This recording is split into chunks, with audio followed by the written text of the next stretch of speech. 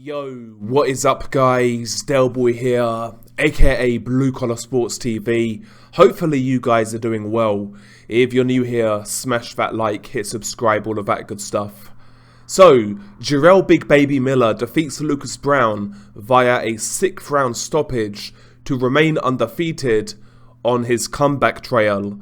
Of course, in recent years, Jarell Miller has been inactive due to PED issues, but he's back now, and Lucas Browne, you know, despite him being past his best, and let's be real, he was never great to begin with, but Lucas Browne was the toughest opponent that Miller has fought in several years.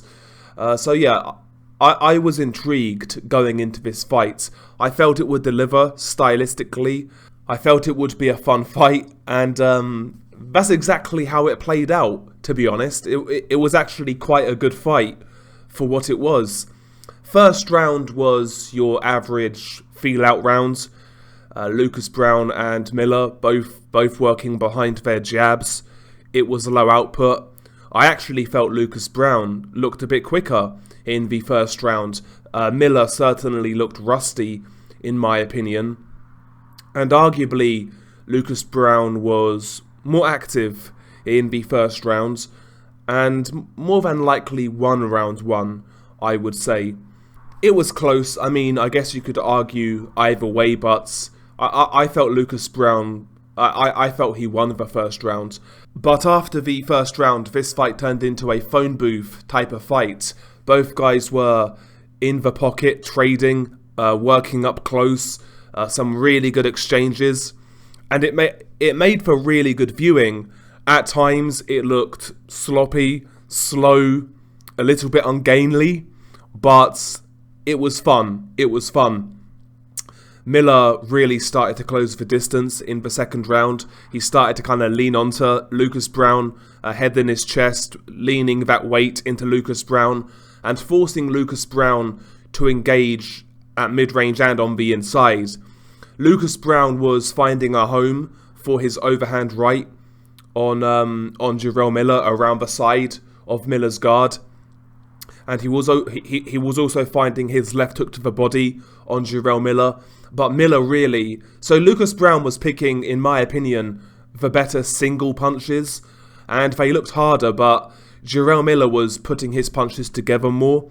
He was throwing in combination more than Lucas Browne, and you could tell that Miller in this fight, despite it being keenly contested, Miller to me always looked comfortable, whereas Lucas Browne, it always looked like it was a massive effort to fight Lucas Browne off of him, despite Lucas Browne having success and landing good shots.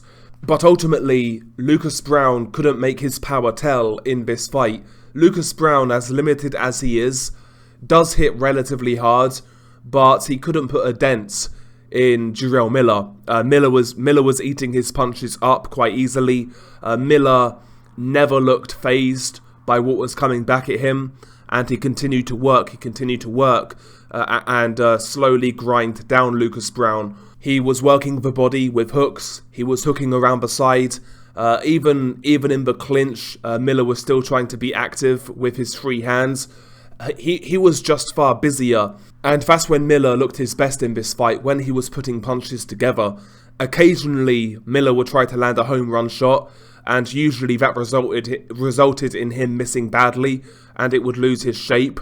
But when Miller put his shots together, he was far more effective than Lucas Browne, and you could tell in regards to the damage on both fighters, Lucas Browne's face was starting to redden really early in this fight. I think he was cut in round 2, I believe. So yeah, Lucas Browne was picking good single shots, the left hook to the body, left hook to the head at times, chopping right hand around the side. He was picking good single shots, but Miller was just drowning him in a swarm of activity. And Lucas Browne, he tried his best to match the punch output, but he couldn't do it. Round 4 was a really entertaining round. Miller hurt Lucas Browne in round 4, and basically for like the last minute of a round, You know, Lucas Browne, he didn't try to hold Miller because Miller's too strong, too big. He didn't try and backpedal. He basically just went gung-ho and tried to fight fire with fire.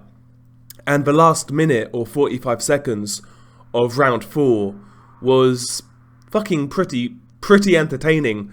Both guys were wilding out, throwing big power shots, looking for hooks, looking for that one single shot that would take their opponent out. Lucas Browne would land one, Miller would come back and land one. Really good exchange to end round 4 when Lucas Browne was hurt.